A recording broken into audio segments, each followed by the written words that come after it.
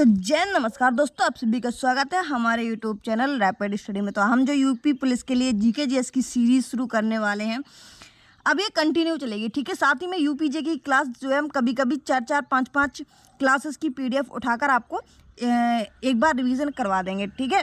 क्यों यूपीजीके की जो क्लासेस है वो इसलिए हम कंटिन्यू नहीं कर रहे क्योंकि यूपीजीके से जो क्वेश्चन है वो आपके 1 या 2 बनते हैं, ठीक है। लेकिन अपकमिंग एग्जाम में जो क्वेश्चंस हैं वो इससे ज़्यादा बनेंगे, तो इसको पढ़ना पहले ज़्यादा इंपॉर्टेंट है, ठीक है।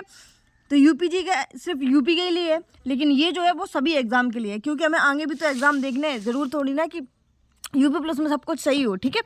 तो इसको हम आगे कंटिन्यू करेंगे। तो पहला क्वेश्चन है कि किस स्थल से स्थायी जीवन के प्राचीनतम प्रमाण मिले हैं। तो किस स्थल से प्राचीनतम प्रमाण मिले हैं?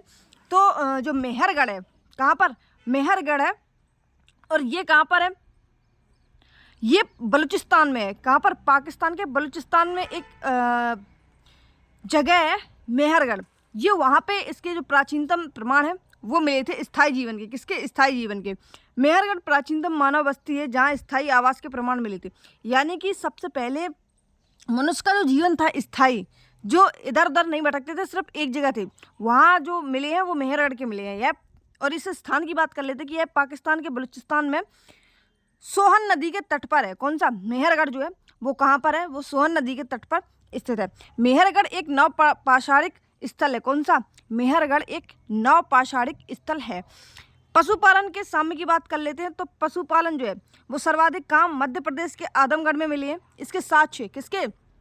पशुपालन के। देखो, एक तो मध्य प्रदेश में मिले हैं और दूसरे राजस्थान में मिले हैं। तो मध्य प्रदेश के आदमगढ़ में मिले हैं और राजस्थान के बागौर जिले में। कहाँ पर? बागौर जिले में ये पशुपालन के जो साक्ष्य हैं वो मिले हुए हैं, ठीक है।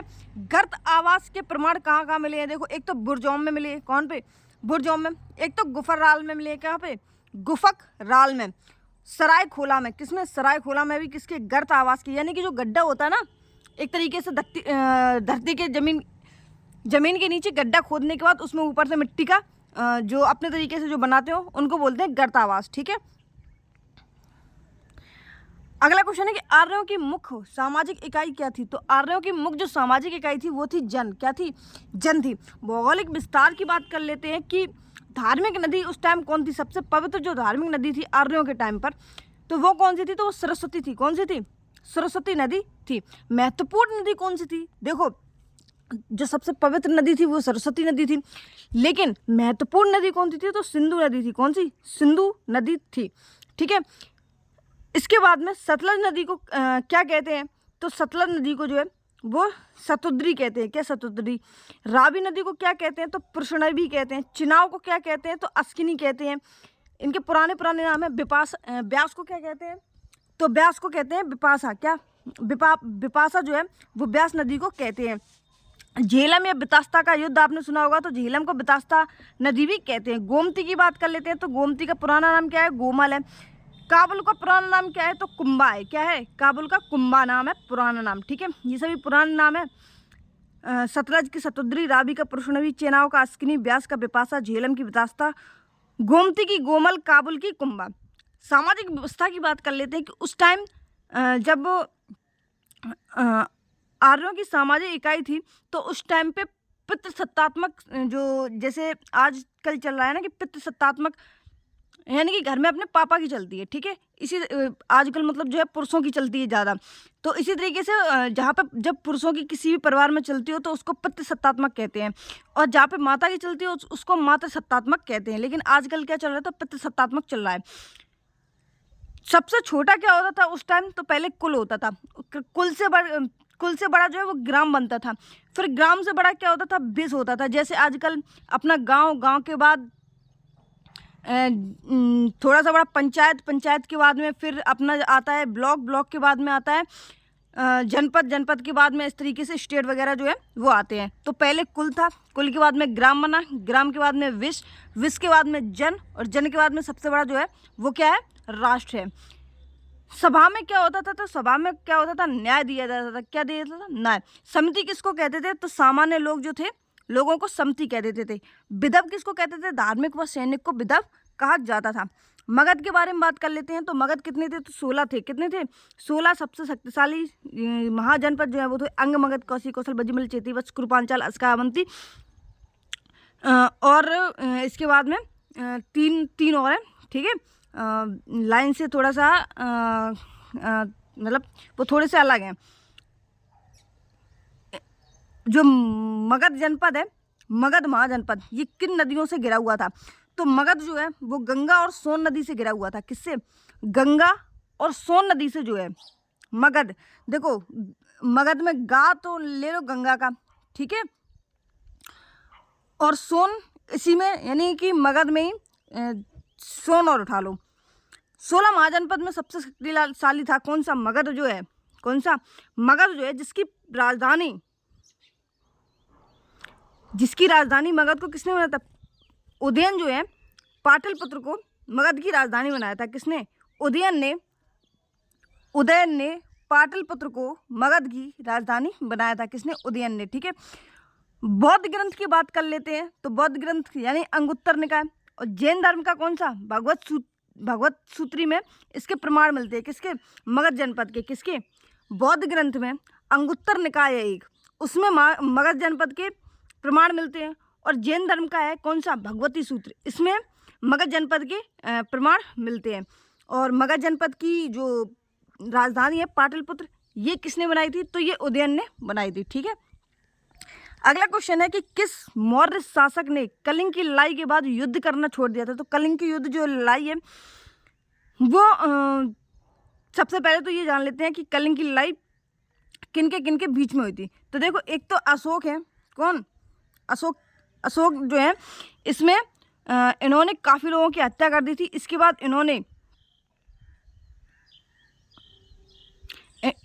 इन्होंने भेरी घोष से छोड़कर धम्म घोष की जो नीति है वो अपना ली थी। इस युद्ध के बाद में जो कलिंग युद्ध के बाद में अशोक ने क्या किया था? बहुत सारे लोगों की मृत्यु कर दी थी, ठीक है। उस टाइम फिर इन्होंने भेरी घोष की नीति को छोड़कर इन्होंने धम्म घोष की नीति अपना ली थी।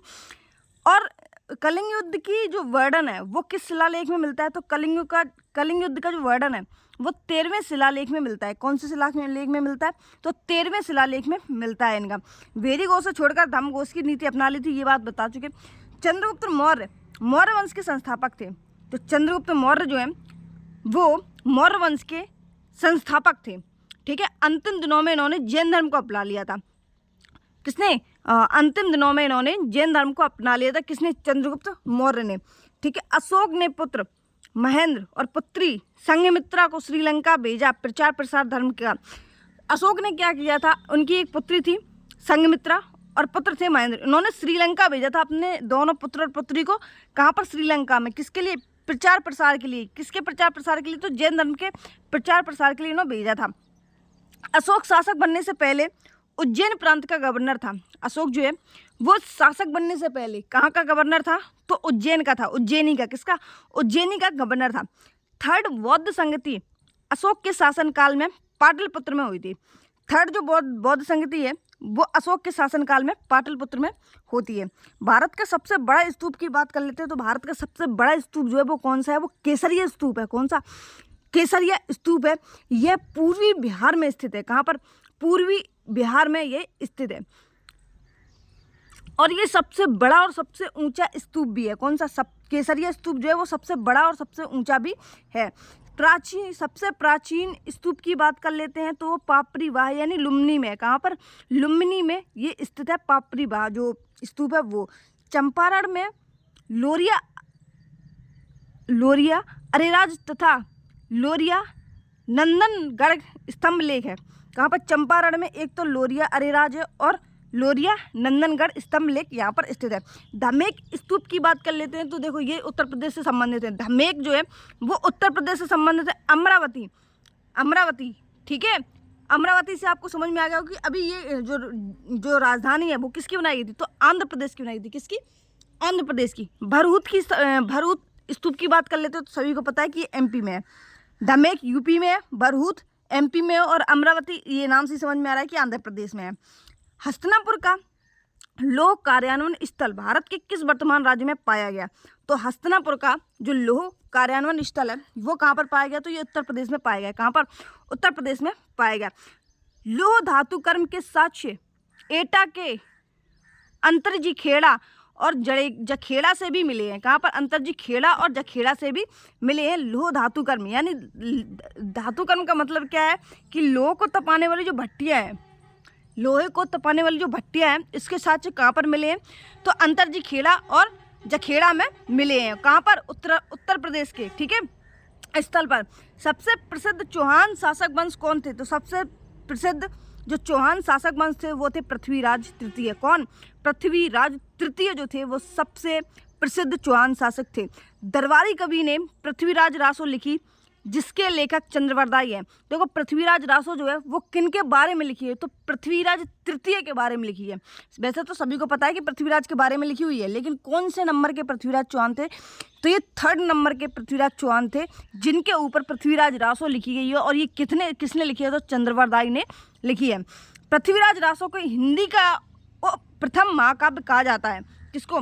पृथ्वीराज रासो को हिंदी का प्रथम महाकाव्य कहा गया है। ठीक है, कर्ण वंश की बात कर लेते हैं। तो कर्ण वंश के संस्थापक कौन थे? तो वासुदेव थे। कौन थे? वासुदेव जो है वो कर्ण वंश के संस्थापक थे। और कुषाण वंश के कौन थे? तो कुजुल कडफिशिस थे। कौन थे? कुषाण वंश के कुजुल कडफिशिस थे। कुषाण अलग है और कर्ण वंश अलग है, दोनों अलग अलग है। विग्रह राज चतुर्थ ने हरिकेली नाटक को संस्कृत विद्यालय की दीवार पर गुदवाया। विग्रह राज चौथे ने क्या किया था? हरिकेली नाटक जो है, कौन सा? हरिकेली नाटक एक है, इसको संस्कृत विद्यालय की दीवारों पर गुदवाया था। ठीक है, इसके बाद अगर बात करते हैं कि दरबारी कवि कौन थे विग्रह राज के, तो वो कौन थे? सोमदेव थे। कौन थे? सोमदेव थे। ठीक है, इन्होंने एक रचना लिखी थी। कौन सी रचना लिखी थी सोमदेव ने? तो ललित विग्रह राज। कौन सी? ललित विग्रह राज सोमदेव के द्वारा जो है रचना की गई है। और जो कि किसके कवि थे? तो विग्रह राज चतुर्थ के जो दरबारी कवि थे वो थे। ठीक है, संस्कृत विद्यालय कौन सा था जहां पर इन्होंने विग्रह राज चतुर्थ ने हरिकेली नाटक लगवाया था? इसको तोड़कर संस्कृत विद्यालय जो है इसको तोड़कर कुतुबुद्दीन ऐबक ने ही 2.5 दिन का झोपड़ा का जो निर्माण है आज की डेट में ये है। जहाँ पे आज 2.5 दिन का झोपड़ा है वहाँ पर पहले संस्कृत विद्यालय हुआ करता था, जहाँ पे विग्रह राज चतुर्थ ने क्या करवाया था? तो हरिकेली नाटक को जो है वो गुदवाया था। ठीक है, इतनी सी बात समझ में आ गई। अगला क्वेश्चन है कि मिनाज इसराज ने निम्नलिखित शासकों में से किसका इतिहास लिखा? मिनाज उसराज ने किसका इतिहास लिखा है? तो मिनाज उसराज ने रजिया सुल्तान का जो कार्यकाल है वो लिखा है। किसका? रजिया सुल्तान का जो कार्यकाल है वो मिनाज इसराज के द्वारा लिखी गई। ठीक है, मिनाज इसराज की और रचना कौन सी है? तो तबकात ए नासरी है। कौन सी है? तबकात ए नासरी जो है वो इनकी रचना है। हसन निजामी ने कौन सी लिखी है? तो फक्र ए मुदबेर लिखी। कौन सी? फक्र ए मुदबेर लिखी। ठीक है, बथुकम्मा महोत्सव का संबंध किस राज्य से है? तो बथुकम्मा हो या बोनालू हो, ठीक है, ये किसके हैं? ये तेलंगाना के। कहाँ के हैं? तेलंगाना के हैं। वैसे बथुकम्मा वैसे तो मोस्टली जहाँ तक है 70% तेलंगाना में मनाया जाता है, लेकिन 30% जो है वो आंध्र प्रदेश में भी मनाया जाता है। तो दोनों से ही संबंधित है। बथुकम्मा तेलंगाना और आंध्र प्रदेश दोनों से ही संबंध रखता है। यह रंग बिरंगे पुष्प महोत्सव सितंबर-अक्टूबर के दिन में 9 दिन मनाया जाता है। देखो बथुआ देखा होगा आपने, हम बथुआ को ले लेते हैं। ठीक है, बथुआ किस में भूंजा जाएगा? मान लो कोई अंधी व्यक्ति है, अंधी लेडी है, वो तेल में बथुआ को भूंजती है। किसमें? तेल में। और लिटरली में तेल में भूंजा जाता है। ठीक है, और कब? सितंबर-अक्टूबर, यानी कि सर्दियाँ शुरू हो जाती हैं और तभी जो बथुआ है वो उगता है और तभी घर में बथुआ के पराठे बनाए जाते हैं। और कितने दिन तक बनते हैं? तो 9 दिन तक बनते हैं। कितने दिन तक? 9 दिन तक बनते हैं। उसमें देखा होगा आपने, जब वो बड़ा हो जाता है तो उसमें छोटे छोटे फूल निकलने लगते हैं हरे हरे कलर के। ठीक है, तो ये कैसा है? पुष्प महोत्सव है। क्या है? रंग बिरंगे पुष्प महोत्सव है। सितंबर-अक्टूबर के माह में मनाया जाता है और 9 दिन तक ये मनाया जाता है। ठीक है, और अंधी लेडी जो है वो किसमें बथुकम्मा को भूंजती है? तो तेल में भूंजती है। और बथुआ में क्या निकलते हैं जब वो बड़ा हो जाता है पौधा? तो उसमें हरे हरे कलर के जो फूल हैं वो निकलते हैं। तो रंग बिरंगे फूलों का है। सितंबर-अक्टूबर में, यानी कि सर्दियों के माह में बथुआ हम लोग खाते हैं जब शुरुआत होती है सितंबर-अक्टूबर में। ठीक है, और अतुकल पोंगल, देखो पोंगल की बात करें तो तमिलनाडु में मनाया जाता है। सिर्फ इतना पूछा जाए, पोंगल पोंगल कहाँ पर, तमिलनाडु में, और अतुकल पोंगल जब आ जाए तो केरल में। केरल के कहाँ पर, तिरुवनंतपुरम में। कहाँ पर, तिरुवनंतपुरम में। ठीक है। हरमिंदर साहिब पंजाब ने किस शहर में है? हरमंदिर साहिब पंजाब के किस शहर में है? तो ये किस शहर में है? तो ये अमृतसर में है। किस में है? अमृतसर में है। अमृतसर को अन्य नाम की बात कर लेते हैं, हरमंदिर साहिब पंजाब के। तो देखो, इसके स्वर्ण मंदिर सुना है नाम, दरबार साहिब भी सुना होगा, लेकिन आपने हरमिंदर साहिब पंजाब नहीं सुना होगा। ठीक है। तो ऐसे ही क्वेश्चन पूछा जाता है कि सभी को पता होता है लेकिन दूसरा नाम जो है वो पता नहीं होता है। तो अन्य नाम क्या क्या है? देखो, स्वर्ण मंदिर और दरबार साहिब, ये सभी को नाम पता है। हरमिंदर साहिब पंजाब जो है वो अमृतसर को ही कहते हैं। ठीक है। इसका शुभारंभ किसने किया था? तो इसका शुभारंभ जो है वो गुरु रामदास ने किया था। किसने? गुरु रामदास ने किया था। प्रसिद्ध स्मारक आराम बाग बाबर द्वारा कहाँ बनवाया गया है? तो स्मारक आराम बाग जो है वो कहाँ पर है? आराम यानी कि आगरा। कहाँ पर? आराम कहाँ पर है? आगरा के उत्तर प्रदेश में। आगरा में ही तो आराम है। ठीक है। और किसको? बाबर को कहाँ पर आराम मिला था? तो आगरा में मिला था। ये चार बाग शैली के जनक हैं। कौन? बाबर जो है। चार बाग बाबर को ऐसे लग लेते हैं बराबर से। किससे? बराबर से। ठीक है। और चार बाग शैली कैसे? चार बाग शैली, चार बाग में ये बराबर बराबर आराम करते थे आगरा में जाकर। ठीक है। आराम बाग कौन सी शैली पर आधारित है? तो ये चार बाग शैली पर आधारित है आराम बाग। ठीक है। और ये आराम बाग के जनक किसको कहते हैं? तो बाबर को ही कहते हैं। बाबर ने 4 युद्ध लड़े। पानी पिया, खाना खाया, चल दिया और घर गया। पानी पिया किसके साथ में? इब्राहिम के साथ में। किसके साथ में? इब्राहिम के साथ में 1526 में। खाना किसके साथ खाया? राणा सागा के साथ में साग खाया इन्होंने। खाने में क्या खाया? साग खाया 1527 में।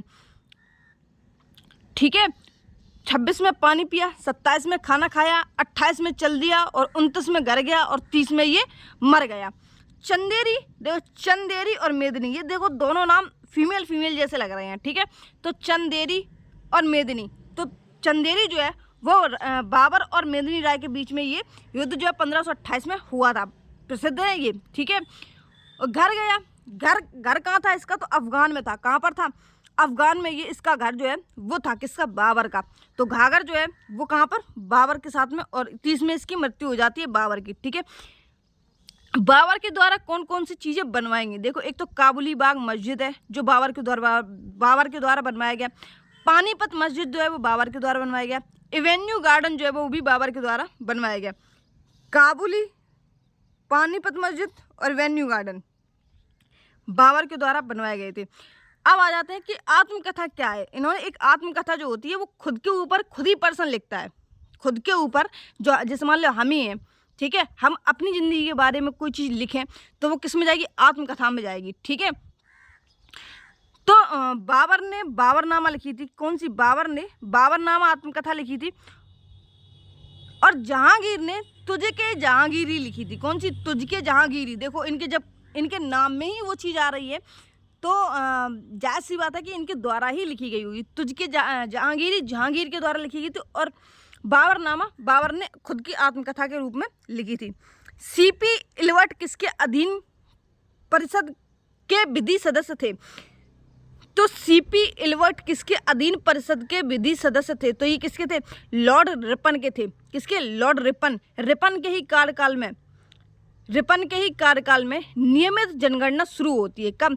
नियमित जो जनगणना है वो 1881 से ये शुरू होती है। कब? 1881 से ये नियमित जो जनगणना है वो शुरू की जाती है। स्थानीय स्वशासन के जनक भी इनको कहा जाता है, लॉर्ड रिपन को। लॉर्ड रिपन को क्या कहा जाता है? स्थानीय स्वशासन का जनक कहा जाता है। और इन्हीं के कार्यकाल में वर्नाकुलर प्रेस एक्ट जो है, कौन सा? वर्नाकुलर प्रेस एक्ट जो है वो लागू किया गया था। और ये किसके द्वारा लाया गया था? वर्नाकुलर प्रेस एक्ट जो है वो लिटन के द्वारा लाया गया था, लेकिन लागू किसने किया था? तो रिपन ने किया था। लिटन के द्वारा आया और रिपन ने क्या किया? इसको लागू किया था। ठीक है। दोनों चीज़ें याद रखेंगे कि लिटन के द्वारा आता है और रिपन इसको, ठीक है। कौन? देखो, नाम तो एक जैसे लग रहे हैं लेकिन थोड़ा सा ध्यान रखना पड़ेगा।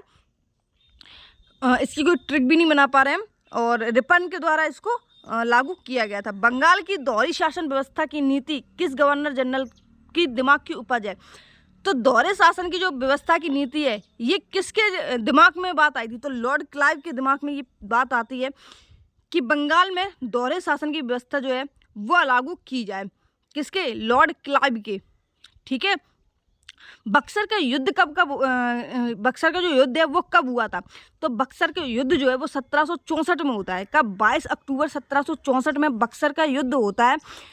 अंग्रेज में कौन था? तो अंग्रेज में था हेक्टर मुनरो।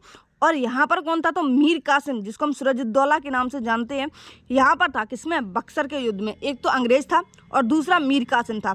ठीक है। अंग्रेज कौन था? तो हेक्टर मुनरो था। तो 22 अक्टूबर 1764 में बक्सर का युद्ध होता है। इलाहाबाद की संधि कब होती है? इलाहाबाद की संधि कब होती है? तो 1765 में इलाहाबाद की संधि होती है। कौन? 1765 में इलाहाबाद की संधि होती है। भारतीय राष्ट्रीय कांग्रेस के गठन के समय भारत का जो वायसराय था वो कौन था? तो भारतीय राष्ट्रीय कांग्रेस के समय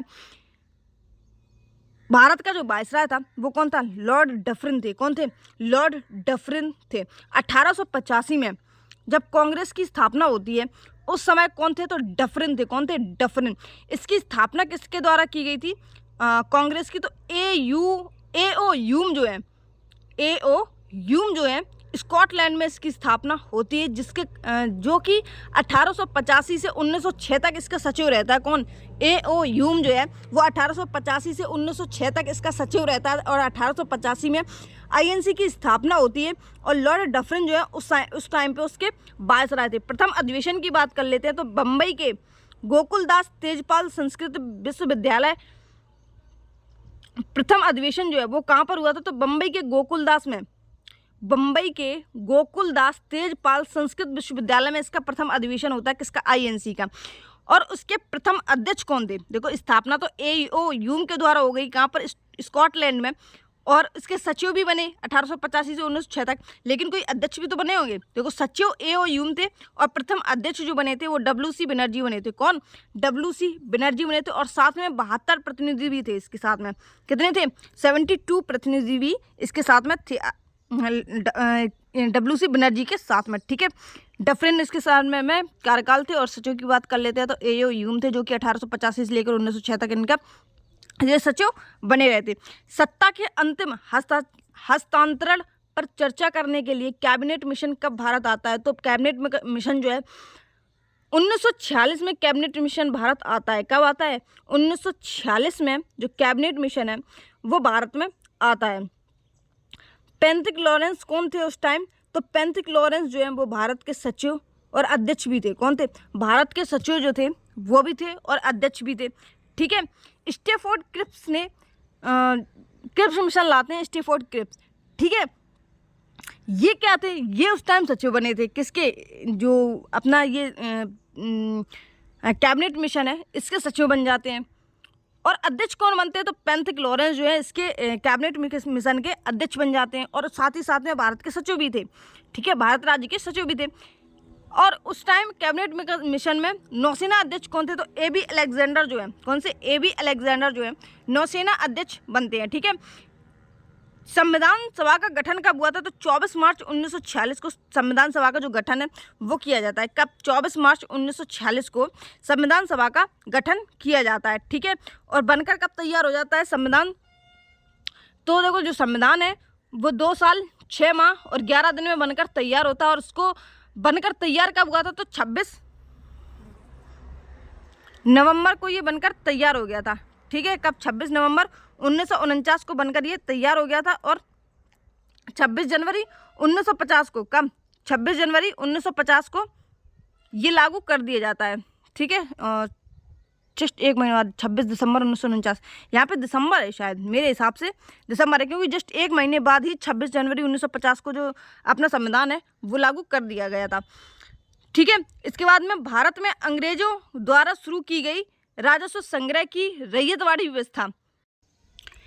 भारत में अंग्रेजों के द्वारा शुरू की गई राजस्व संग्रह की रैयतवाड़ी व्यवस्था किस पर आधारित थी? तो जो रैयतवाड़ी व्यवस्था है ये लगान पर आधारित थी। किस पर? रिकॉर्ड के लगान स्थान पर ये आधारित थी। रैयतवाड़ी व्यवस्था में किसान कोई भूस्वामी माना गया, यानी कि जो पहले के जो शासक थे उनका ये मानना था कि जमीन आप बस उस पर खेती कर सकते हैं, लेकिन वो ज़मीन आपके नाम पर नहीं होगी, लेकिन उसका कुछ जो हिस्सा था वो शासक को देना पड़ता था। लेकिन फिर क्या हुआ, अब प्रेजेंट टाइम में जैसे आजकल जो खेती करता है उसी की भूमि मानी जाती है, ठीक है। तो रैयतवाड़ी में व्यवस्था में भी यही लिखा गया था। महलवाड़ी व्यवस्था जो है वो किसके द्वारा लागू की गई थी? तो महलवाड़ी जो व्यवस्था है वो हॉल्ट मैकेंजी के द्वारा, किसके? हॉल्ट मैकेंजी के द्वारा महलवाड़ी जो व्यवस्था है वो लागू की गई, ठीक है। रैयतवाड़ी को व्यवस्थित रूप किसने दिया था? तो थॉमस मुनरो ने रैयतवाड़ी को व्यवस्थित रूप जो है वो दिया था। इसके बाद बात कर लेते हैं कि उत्तर भारत में भू राजस्व का जनक किसको कहा जाता है? तो उत्तर भारत में जो भू राजस्व के जनक है ये मार्टिन वर्ट को कहा जाता है। किसको? मार्टिन वर्ट को कहा जाता है। स्थायी बंदोबस्त की बात कर लेते हैं, तो स्थायी बंदोबस्त जो है वो किसके द्वारा? तो कॉर्नवालिस के द्वारा स्थायी बंदोबस्त जो है वो चलाई गई थी। किसके? स्थायी बंदोबस्त जो है वो लॉर्ड कॉर्नवालिस के द्वारा चलाई गई थी। हिंद स्वराज या इंडियन होम रूल की बात कर लेते हैं, तो हिंद स्वराज या फिर इंडियन होम रूल, ये दोनों किसके द्वारा लिखी गई? एक देखो, एक है हिंदू स्वराज, ठीक है, वो अलग है, ये हिंद है, क्या है? हिंद स्वराज और इंडियन होम रूल, ठीक है। ये दोनों किसके द्वारा लिखी गई हैं? तो महात्मा गांधी के द्वारा लिखी गई। किसके? महात्मा गांधी के द्वारा ये लिखी गई हैं। हिंद स्वराज में महात्मा गांधी के दर्शन और विचार मिलते हैं। किसमें? महात्मा गांधी के जो दर्शन और विचार हैं वो किसमें मिलते हैं? तो हिंद स्वराज में मिलते हैं, ठीक है। बाल गंगाधर तिलक की जो फेमस पुस्तकें या फिर रचना या फिर जो भी है वो कौन कौन सी हैं? तो देखो, एक तो गीता रहस्य इनके द्वारा लिखी गई। कौन सी? गीता रहस्य पुस्तक लिखी गई। मराठा केसरी भी इनके द्वारा ये पुस्तक जो है वो लिखी गई। द ओरियन, कौन सी? द ओरियन इनके द्वारा लिखी गई। Arctic home in the Vedas, कौन सी? Arctic home in the Vedas, ये भी किसके द्वारा लिखी? ये भी बाल गंगाधर तिलक के द्वारा लिखी गई। देखो, आर्किटेक्ट में होम किसका है? गीता का। किसका है? गीता का है। और गीता क्या खाती है? केसर खाती है। क्या खाती है? केसर, और वो भी कैसी? ओरिजिनल जो है, ओरियन, यानी कि ओरिजिनल टाइप की जो केसर है वो खाती है। तो हिंद केसरी, ठीक है, द ओरियन, गीता रेस और architect home in the Vedas, ये सभी किसकी हैं? ये बाल गंगाधर तिलक की है। एनिमेशन की बात कर लेते हैं, तो न्यू इंडिया और कॉमनवेल्थ, कौन सी? न्यू इंडिया और कॉमनवेल्थ जो है वो एनिमेशन के द्वारा ये लिखी जाती है। दादा भाई नौरोजी की बात कर लेते हैं, poverty and un-British rule in India, कौन सी? Poverty and un-British rule in India, Dadabhai Naoroji की ये लेखक हैं। अब आ जाते हैं हम अपने सेट नंबर 2 पर। किस पर? सेट नंबर 2 पर। सेट नंबर 2 का पहला क्वेश्चन है कि भारत की प्राचीनतम कौन सी लिपि दाई से बाईं ओर लिखी जाती है? दाईं से बाईं ओर जो है वो खरोष्टी लिपि लिखी जाती है। कौन सी? खरोष्टी लिपि जो है वो दाईं से बाईं ओर की साइड, यानी कि यहाँ से इस साइड से चलना शुरू होती है और इस साइड से लिखी जाती है, ठीक है। आपने देखा होगा जो लोग आप देखना, जो एक अपने भारत में कभी कभी उनके घर में जाना, कभी भी मुसलमानों घर में जाना, उनके जो अक्षर लिखे होंगे वो दाएं से बाएं लिखे होंगे। अपन लोग यहाँ से यहाँ देखो, जैसे इसमें लिखा हुआ है यहाँ से यहाँ, यानी कि बाईं ओर से दाईं ओर लिखते हैं, लेकिन उनकी जो है वो यहाँ से पीछे से लिखती हुई आएगी। तो उसको बोलते हैं क्या? खरोष्टी लिपि। किसको बोलते हैं? खरोष्टी लिपि इसको बोलते हैं। खरोष्टी लिपि को सबसे पहले किसने पढ़ा था? तो जेम्स प्रिंसेप ने पढ़ा था। किसने? जेम्स प्रिंसेप ने इसको पढ़ा था। शहबाज गढ़ी तथा मानसरोवर अभिलेख इसी लिपि में लिखे हैं। किसके? देखो, खरोष्टी लिपि कौन सी अभिलेख में लिखे हैं? एक तो मानसरोवर में लिखे हैं और एक शहबाज गढ़ी में लिखे हुए हैं। अशोक ने सबसे ज़्यादा अभिलेख जो है वो ब्राह्मी और प्रकृति में लिखवाए हैं। अशोक ने सबसे ज़्यादा जो अभिलेख है वो ब्राह्मी तथा प्राकृतिक में लिखवाए हैं, ठीक है। कौन सा अभिलेख ईरान से भारत में आए आर्यों का उल्लेख करता है?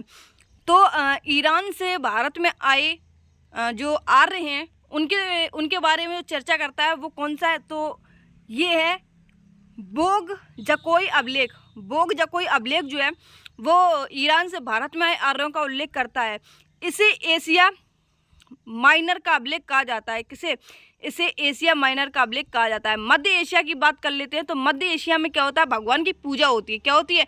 जैसे इंद्र है, ठीक है, वरुण है, नासत्य है, इन सभी की मिस्र है, इन सभी की पूजा की जाती है मध्य एशिया में। जूनागढ़ अभिलेख की बात कर लेते हैं तो जूनागढ़ अभिलेख किसके द्वारा, रुद्रदामन के द्वारा ये बनवाया गया था। और ये किसमें, इस पे ऊपर कौन सी भाषा लिखी हुई है, तो संस्कृत भाषा ये जो है लिखी हुई है, ठीक है। हाथी गुम्फा अभिलेख की बात कर लेते हैं तो एक खारवेल ने इसको बनवाया था, जो कि कलिंग युद्ध के बाद में इसको बनवाया गया था, ठीक है। कौशल महाजनपद, अभी बताया शुरुआत में कि 16 महाजनपद। कौशल महाजनपद वर्तमान में किसका एक भाग है, तो कौशल जो है, वैसे अपने उत्तर प्रदेश में कितने महाजनपद हैं, तो अपने उत्तर प्रदेश की बात कर लेते हैं। वैसे तो टोटल 16 महाजनपद हैं, और उत्तर प्रदेश में कितने हैं, तो सिर्फ जो 16 में से 8 जो हैं वो अपने उत्तर प्रदेश में स्थित हैं, जिसमें से एक है कौशल। कौन सा है, कौशल है, जिसकी राजधानी कौन सी है, तो श्रावस्ती है। कौन सी है, श्रावस्ती है। और कुशावती भी थी, कौन सी, श्रावस्ती जो है वो भी है, और कुशावती भी थी। श्रावस्ती में क्या हुआ था, तो महात्मा बुद्ध जो थे, इन्होंने अपने सर्वाधिक उपदेश जो है वो उत्तर प्रदेश के श्रावस्ती में दिए थे, ठीक है। और कौशल महाजनपद भी जो है उत्तर प्रदेश में से 16 महाजनपद हैं। अंग, मगध, काशी, कौशल, बज्रमल, चेतीवत्स, कृपांचाल, अस्कावंती, गांधार, कम्बोज, मत्स्य, सूरसेन, ये जो 16 महाजनपद हैं, ये इनमें से एक है कौशल। कौन सा, कौशल, जो कि जिसकी राजधानी कौन सी, श्रावस्ती भी थी और कुशावती भी थी। सांची का स्तूप किसने बनवाया था, तो जो सांची का स्तूप है ये मध्य प्रदेश के रायसेन जिले में बना हुआ है। कहाँ पर, मध्य प्रदेश के रायसेन जिले में बना हुआ है। और इसको किसने बनवाया था, तो अशोक ने इसको बनवाया था। बरहूत का स्तूप की बात कर लेते हैं, ये मध्य प्रदेश के सतना जिले में बना हुआ है। किसमें बना हुआ, तो ये भी एमपी में ही है, लेकिन ये एमपी के सतना जिले में बना हुआ है। अमरावती स्तूप की बात कर लेते हैं, अभी आपको बता क्या है कि अमरावती आंध्र प्रदेश के, लेकिन किसमें, आंध्र प्रदेश के गुंटूर जिले में ये स्थित है। कहाँ पे, आंध्र प्रदेश के गुंटूर जिले में स्थित है। सतना जिले में बरहूत है, और रायसेन में कौन सा है, तो सांची स्तूप है। किस महान कुषाण शासक ने बौद्ध धर्म का संरक्षण कर चौथी बौद्ध संगति आयोजित की थी, तो जो चौथी बौद्ध संगति जो है वो किसने की थी, तो कनिष्क ने की थी। किसने, कनिष्क ने की थी। चौथी बौद्ध संगति के बारे में बात कर लेते कि उसके अध्यक्ष कौन थे, तो चौथी बौद्ध संगति जो है वो कनिष्क के द्वारा की गई थी। एक शॉर्ट ट्रिक याद रखेंगे, ए कौन सी, ए, ठीक है। यहाँ पे कनिष्क है, यहाँ पे कुषाण है, ठीक है, नहीं सॉरी, यहाँ पे काला अशोक है, यहाँ पे काला अशोक है, यहाँ पे अशोक है, यहाँ पे काला अशोक है, यहाँ पे अजातशत्रु है, और यहाँ पर कनिष्क है, ठीक है। तो जो चौथी बौद्ध संगति थी वो किसके द्वारा की गई थी, तो कनिष्क के द्वारा की गई थी। इसमें अध्यक्ष कौन बने थे, तो अध्यक्ष जो है वो वसुमित्र बने थे, और उपाध्यक्ष कौन थे, तो अश्वघोष जो है वो इसके उपाध्यक्ष बने थे।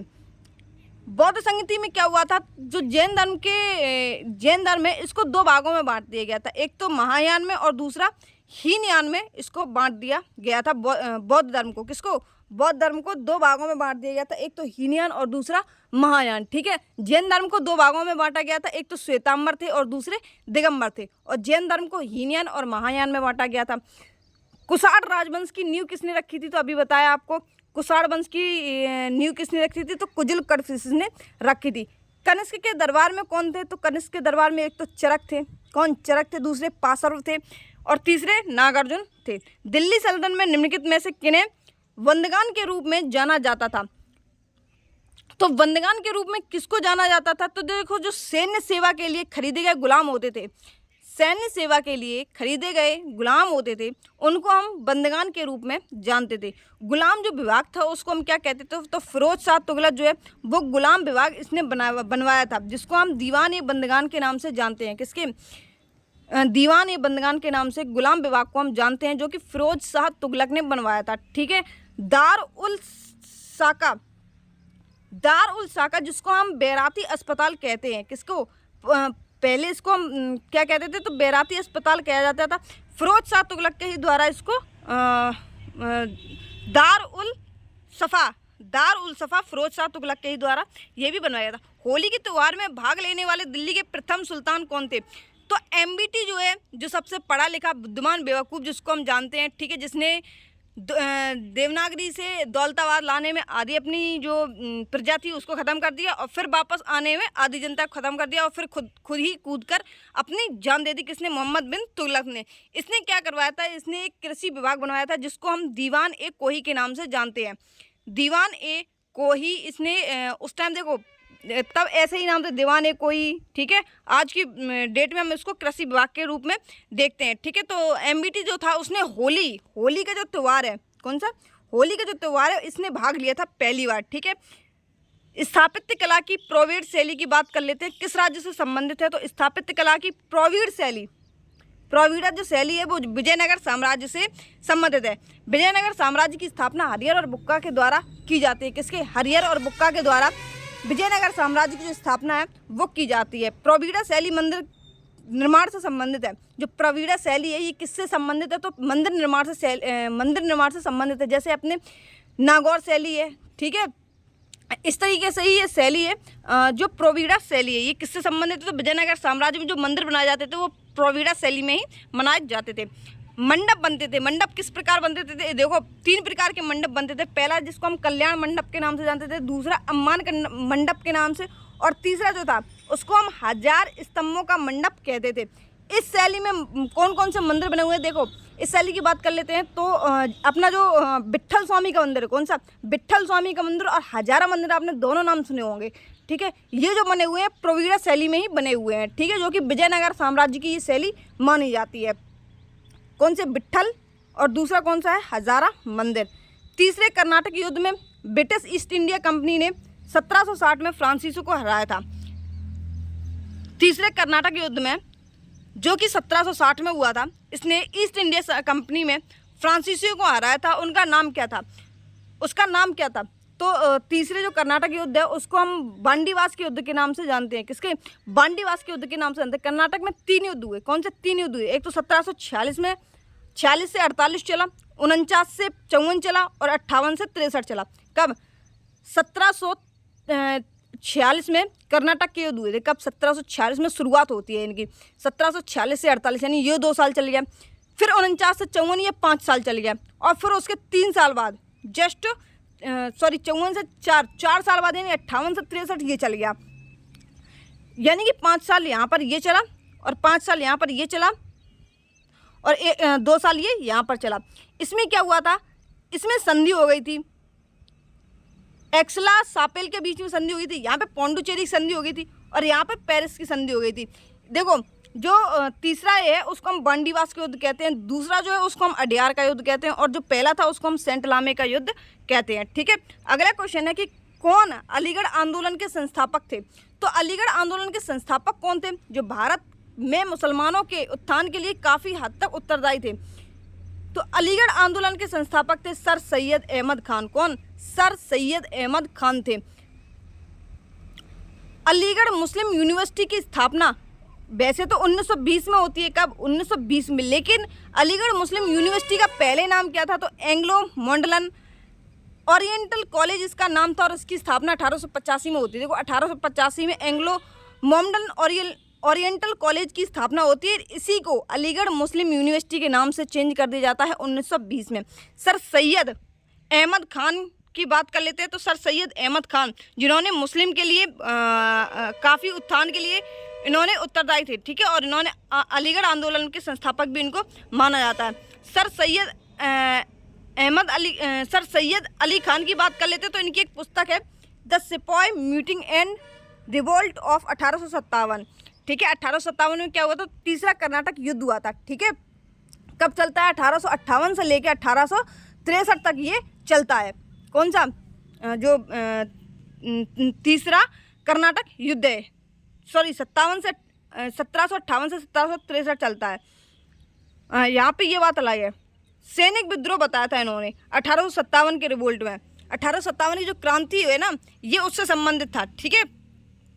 सैनिक विद्रोह बताया था इन्होंने इसके बारे में, ठीक है। अब आ जाते हैं अगले क्वेश्चन पे। स्वतंत्रता पूर्व में गरीबी रेखा पर चर्चा करने वाले प्रथम व्यक्ति कौन थे? तो गरीबी पर चर्चा करने वाले प्रथम व्यक्ति कौन थे? तो दादा भाई नौरोजी जो हैं वो गरीबी पर चर्चा करने वाले पहले व्यक्ति बन जाते हैं। इन्होंने क्या किया था? ईस्ट इंडिया एसोसिएशन से की स्थापना इंग्लैंड में की थी। कहाँ पर? इन्होंने ईस्ट इंडिया एसोसिएशन की स्थापना दादाभाई नौरोजी के द्वारा इंग्लैंड में की गई थी। इनके उपनाम कौन कौन से हैं? तो the grand old man of India, यानी कि वृद्ध व्यक्ति भी इनको कहा जाता है। ठीक है, मिस्टर नैरो मार्जिन किसको कहा जाता है? तो मिस्टर नैरो मार्जिन जो है इनको ही कहा जाता है, दादाभाई नौरोजी को ही कहा जाता है। Hope man of India, hope हम आशा किससे लगाते हैं? अगर हमारे दादा कुछ हैं तो हमारे पापा भी कुछ होंगे, अगर हमारे पापा कुछ हैं तो हम भी कुछ होंगे।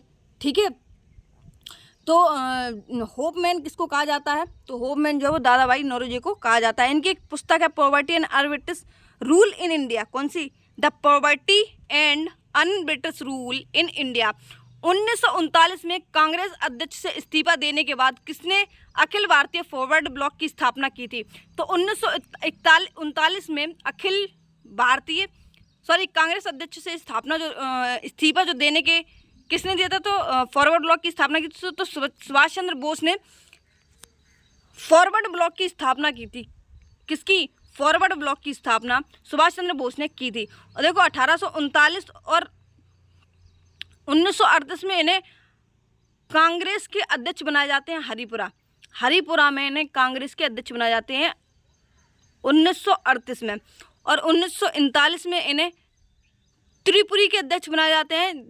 इन्होंने त्रिपुरी अधिवेशन में किसको हराया था? तो पट्टाभी सीतारामैया को इन्होंने हराया था 1939 में। ठीक है, 1938 में हरिपुरा कांग्रेस के अध्यक्ष इन्हें बनाया जाता है। 1820 में हेनरी लुइस विलियम डेरोजियो किस कॉलेज के शिक्षक थे? तो ये हिंदू कॉलेज के शिक्षक थे। किसके? हिंदू कॉलेज के शिक्षक थे। यंग बंगाल आंदोलन किसके द्वारा चलाया गया था? तो हेनरी लुइस जो है इनके द्वारा ही यंग बंगाल आंदोलन हुआ था। हिंदू कॉलेज की स्थापना की बात कर लेते हैं तो फरवरी 1817 में हिंदू कॉलेज की स्थापना होती है। और ये किसके द्वारा होती है? तो डेविड हेयर और राजा राम मोहन राय के द्वारा इनकी स्थापना होती है, हिंदू कॉलेज की स्थापना। ठीक है, उस ऑपरेशन का नाम क्या है जिसके तहत हैदराबाद को भारत में विलय किया गया? तो एक ऑपरेशन चलाया जाता है, ऑपरेशन पोलो। 1948 में चलाया जाता है। कब? 1948 में ऑपरेशन पोलो चलाया जाता है, जिसके तहत हैदराबाद को भारत में विलय कर लिया गया था। ठीक है, हैदराबाद के अंतिम नवाब कौन थे? तो अंतिम नवाब थे उस्मान अली। कौन? उस्मान अली जो है वो भारत के अंतिम नवाब थे। पोलो उस समय हैदराबाद में सर्वाधिक पोलो मैदान थे। देखो ऑपरेशन पोलो क्यों चलाया गया था कि इसका नाम पोलो क्यों ही पड़ा? तो हैदराबाद में जो सर्वाधिक मैदान थे वो थे किसके? पोलो के। किसके? पोलो के। तो इसीलिए उसको भारत में विलय करने के लिए ऑपरेशन पोलो जो है वो चलाया गया था। कौन सा शब्द भारतीय संविधान की प्रस्तावना में शामिल नहीं है? तो भारत की प्रस्तावना में शामिल कौन सा नहीं है? तो संघवाद जो है। कौन सा? संघवाद जो है वो भारत की प्रस्तावना में शामिल नहीं है। प्रस्तावना परिवर्तनीय और वाद्य योग नहीं है, यानी कि ना तो इनको बदल सकते हैं और ना ही ये बिल्कुल कि आप पर फॉलो किए जा सके, ऐसे भी नहीं है। ठीक है, प्रस्तावना सिर्फ एक बार संशोधन होता है। प्रस्तावना में सिर्फ एक बार संशोधन होता है। 42वां कॉन्स्टिट्यूशन अमेंडमेंट एक्ट 1976 जो है इसमें प्रस्तावना में थोड़े से चेंजेस किए जाते हैं। ठीक है, अनुच्छेद 32 की बात कर लेते हैं। अनुच्छेद 32 को भारत की आत्मा भी कहा जाता है। क्या कहा जाता है? अनुच्छेद 32 को भारत की आत्मा या फिर हृदय कहा जाता है। ये भीमराव अंबेडकर ने कहा था। क्या कहा था भीमराव अंबेडकर ने? कि भारत की आत्मा या फिर हृदय जो है संविधान की आत्मा या फिर संविधान का हृदय जो है वो आर्टिकल 32 को कहा जाएगा। आर्टिकल 32 में क्या है? मौलिक अधिकारों की रक्षक जो है वो आर्टिकल 32 में की जाती है और संवैधानिक उपचारों का अधिकार जो है वो भी आर्टिकल 32 में है। देखो सुप्रीम कोर्ट 5 प्रकार की रिट जाहिर करती है आर्टिकल 32 के तहत। देखो एक तो है बंदी प्रत्यक्षीकरण, ठीक है, दूसरा है परमादेश, तीसरा है प्रतिषेध, चौथा है उत्प्रेक्षण, पांचवा है अधिकार परीक्षा। ठीक है, अगला क्वेश्चन है कि मौलिक कर्तव्य कहाँ से लिए गए हैं? तो देखो मौलिक कर्तव्य सबसे पहले तो अपरिवर्तनीय है, इनको हम कभी चेंज नहीं कर सकते। मौलिक कर्तव्य को ये रसिया के संविधान से लिए गए हैं। मौलिक अधिकार अलग हैं, मौलिक कर्तव्य अलग हैं। अधिकार अमेरिका से लिए गए हैं, कर्तव्य रसिया से लिए गए हैं। ठीक है, मौलिक कर्तव्यों को हम चेंज नहीं कर सकते, लेकिन मौलिक अधिकारों का हम अपने छीन सकते हैं। ठीक है, सुप्रीम कोर्ट में जाकर मौलिक अधिकार अपने परिवर्तन करवा सकते हैं। उसमें जो मौलिक कर्तव्य हैं वो किस कॉन्स्टिट्यूशन अमेंडमेंट एक्ट यानी कि संविधान संशोधन के द्वारा जोड़े गए थे? तो सरदार स्वर्ण सिंह समिति के द्वारा इसको 42वें कॉन्स्टिट्यूशन अमेंडमेंट एक्ट 1976 के द्वारा इसको जोड़ा गया था। ये अपरिवर्तनीय है। असम की अम्बुबाची मेला की बात कर लेते हैं। त्योहार किस महीने में मनाया जाता है? तो असम का जो अम्बुबाची मेला है जो कामाख्या मंदिर पर लगता है। कहाँ पर? कामाख्या मंदिर गुवाहाटी असम में लगता है। कहाँ पर? कामाख्या मंदिर पर असम गुवाहाटी में ये लगाया जाता है। अम्बुबाची का मेला ये जून में लगता है। कब? जून, यानी कि इसका जो अभी जून में ये लग चुका है। ठीक है, असम में। असम में मनाए जाने वाले त्यौहार और कौन कौन से हैं? देखो, एक तो बिहू, बैसागु, करम पूजा, चाय महोत्सव और माजुली महोत्सव। माँ मिली, देखो माजुली यानी कि माँ थी जो, वो अपनी बहू से क्या कर रही थी? कहती थी बहस मत कर, अपने कर्मों की पूजा करो और चाय बना कर दो आके। क्या कह रही थी? माजुली। माजुली यानी कि माँ, सासू माँ क्या कह रही थी अपनी बहू से? बहू का मतलब है बिहू से। बहस मत कर यानी बहस का मतलब है बैसागु। अपने कर्म की पूजा करो और चाय बना कर दो आके हमको। ठीक है, तो कर्म पूजा और चाय महोत्सव ये सभी कहाँ के हैं? ये असम में मनाए जाने वाले त्यौहार हैं।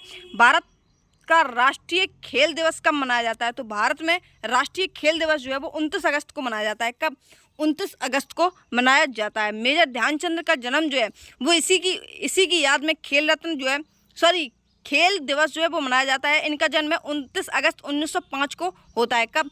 29 अगस्त 1905 को मेजर ध्यानचंद का जो है हॉकी के खिलाड़ी हैं, इनका जन्म होता है और इन्हीं की याद में 29 अगस्त को खेल दिवस के रूप में मनाया जाता है। 4 जनवरी को क्या होता है? तो विश्व ब्रेल दिवस 4 जनवरी को मनाया जाता है। 9 जनवरी को क्या है? तो भारतीय प्रवासी दिवस जो है वो 9 जनवरी को मनाया जाता है। और 9 दिसंबर को क्या मनाया जाता है? तो विश्व प्रवासी दिवस 9 दिसंबर को मनाया जाता है। जस्ट एक महीने बाद यानी कि 9 दिसंबर को भारतीय प्रवासी दिवस मनाया जाता है। 10 जनवरी को क्या मनाया जाता है? तो विश्व हिंदी दिवस। और हिंदी दिवस की बात करें तो 14 सितंबर। जब विश्व लग जाएगा तो 10 आ जाएगा और सिर्फ भारतीय लगा होगा तो 14 सितंबर आ जाएगा। भारत ने किस ओलंपिक खेलों में पहली बार स्वर्ण पदक जीता था? तो 1928 में एम्स्टरडैम में। कहाँ पर? 1928 में एम्स्टरडैम में जो ओलंपिक हुए थे उसमें गोल्ड मेडल जो है वो हॉकी में जीता था। किसमें? हॉकी में जो है वो जीता था। व्यक्तिगत स्वर्ण पदक की बात कर लेते हैं। तो व्यक्तिगत जो स्वर्ण पदक है वो अभिनव बिंद्रा ने जीता था। किसमें? अभिनव बिंद्रा किससे संबंधित है? तो ये तीरंदाजी से संबंधित है। किससे? तीरंदाजी से संबंधित है। और 2008 में इन्होंने व्यक्तिगत जीता था। ठीक है, और तब कौन से ओलंपिक चल रहे थे? तो बीजिंग के ओलंपिक जो हैं वो चल रहे थे। अभी प्रेजेंट टाइम में यानी 2024 में कौन से होंगे? तो पेरिस ओलंपिक होंगे। कौन से? पेरिस ओलंपिक होंगे। 2020 में कौन से हुए थे? 48वें नंबर के। तो 48वें स्थान रहा था भारत का। और टोक्यो पैरा ओलंपिक की बात कर लेते हैं तो उसमें 24वां स्थान रहा था। और उसमें पैरा ओलंपिक में 1, 2 का 4 यानी कि 1 गोल्ड था, 2 ब्रॉन्ज थे और 2 सिल्वर थे और 4 जो है वो ब्रॉन्ज थे। ठीक है, और पेरिस ओलंपिक अभी प्रेजेंट टाइम में होने वाले हैं। किसने मोतीलाल नेहरू के साथ में 1923 में स्वराज पार्टी की स्थापना की थी? तो स्वराज पार्टी की जो स्थापना है वो चित्तरंजन दास के द्वारा 1923 में की जाती है। चित्तरंजन दास के गुरु की बात कर लेते हैं तो सुभाष चंद्र बोस के जो राजनीतिक गुरु हैं, सुभाष चंद्र बोस के जो राजनीतिक गुरु हैं वो कौन है? तो चित्तरंजन दास हैं। कौन है? चित्तरंजन दास जो है वो सुभाष चंद्र बोस के राजनीतिक गुरु माने जाते हैं। ठीक है, भगत सिंह और बीके दत्त ने केंद्रीय विधान परिषद में बम फेंका था। तो बम कब फेंका था? तो 8 अप्रैल 1929 में। कब? 8 अप्रैल 1929 में भगत सिंह और बीके दत्त ने असेंबली में यानी केंद्रीय विधान परिषद में बम फेंका था। इसमें क्या हो रहा था? इसमें चर्चा चल रही थी। किस एक्ट पर चर्चा चल रही थी? तो public safety bill trade dispute act पर। किस पर? Public safety bill and trade dispute act पर चर्चा हो रही थी। और इन्होंने जाकर के 8 अप्रैल 1929 में विधान परिषद में इन्होंने बम फेंक दिया। किसकी स्थापना 1875 में मुंबई में हुई? तो 1875 में आर्य समाज की स्थापना मुंबई में सुभाष और सुधर्मा के द्वारा की जाती है। किसके? सुभाष और सुधर्मा के द्वारा की जाती है 1875 में आर्य समाज की स्थापना। स्वामी दयानंद की बात कर लेते हैं तो वेदों की ओर लौटो, किसकी? वेदों की ओर लौटो, सत्यार्थ प्रकाश और गौर अच्छा संघ, ये सभी स्वामी दयानंद की जो उपन्यास या फिर पुस्तकें वगैरह जो हैं वो इनके द्वारा लिखी गई थी। ब्रह्म समाज की स्थापना किसके द्वारा होती है? तो राजा राम मोहन राय के द्वारा और द्वारकानाथ टैगोर के द्वारा इसकी ब्रह्म समाज की स्थापना 1827-28 में होती है। कब? 27-28 में राजा राम मोहन राय के द्वारा ब्रह्म समाज की स्थापना की जाती है। सत्यशोधक समाज की बात कर लेते हैं तो 1873 में। कब? 1873 में सत्यशोधक समाज की स्थापना ज्योतिबा फुले के द्वारा की जाती है। भारतीय राष्ट्रीय कांग्रेस के दूसरे अधिवेशन के अध्यक्ष कौन थे? तो आईएनसी के जो सेकंड अधिवेशन होता है उसमें दादाभाई नौरोजी जो है वो इसके अध्यक्ष चुने गए थे। फिरोज शाह मेहता के द्वारा कलकत्ता अधिवेशन 1890 में होता है और जॉर्ज यूल के द्वारा इलाहाबाद की चौथा अधिवेशन जो है वो इलाहाबाद में होता है 1888 में। WC बनर्जी, यानी कि जब आईएनसी की स्थापना हुई थी हमने बताया था कि तब अध्यक्ष कौन थे? तो तब अध्यक्ष थे WC बनर्जी। ठीक है, कौन थे? WC बनर्जी थे और AU ह्यूम जो है वो सचिव बने थे। ठीक है, 1885 में प्रथम अधिवेशन जो है वो बम्बई में हुआ था। प्रथम अधिवेशन जो है वो WC बनर्जी के द्वारा प्रथम अधिवेशन माना गया था। ठीक है, संविधान दिवस कब मनाते हैं? तो संविधान दिवस जो है 26 नवंबर को मनाते हैं। कब? 26 नवंबर को मनाते हैं। प्रतिवर्ष 2015 से प्रतिवर्ष मनाया गया था। कब? 2015 से संविधान दिवस जो है वो प्रतिवर्ष मनाने जाने लगा। और संविधान दिवस मनाते कब है? तो 26 नवंबर को मनाते हैं। वित्तीय मार्गशीर्ष शुल्क समाप्ति सम्मत जो है वो 2006 में ये विक्रमी मनाया गया था। अल्लादी कृष्णा अयंगर की बात कर लेते हैं तो अल्लादी कृष्णा स्वामी अयंगर भारत की संविधान सभा के कौन से अध्यक्ष थे? तो ये साख समिति के अध्यक्ष थे अल्लादी कृष्णा स्वामी अयंगर। कैंडिल समिति की बात कर लेते हैं तो ये हम साख समिति को ही कैंडिल समिति कहते हैं। संघ शक्ति समिति की बात कर लेते हैं तो संघ शक्ति समिति जो है वो जवाहरलाल नेहरू के द्वारा चलाई जाती है। कार्यसूची जो है, कार्यसूची के कौन है? जिसको हम सूची समिति कहते हैं, KM मुंशी है। मौलिक अधिकार उप समिति की बात कर लेते हैं तो JB कृपलानी जो है वो है। संचालन समिति कौन है? तो डॉक्टर राजेंद्र प्रसाद संचालन समिति है। परामर्शदाता समिति के कौन है अध्यक्ष? तो पटेल जी इसके अध्यक्ष है। गिरफ्तारी संबंधी की बात कर लेते हैं तो गिरफ्तारी संबंधी जो संरक्षण है ये किस आर्टिकल में है? तो ये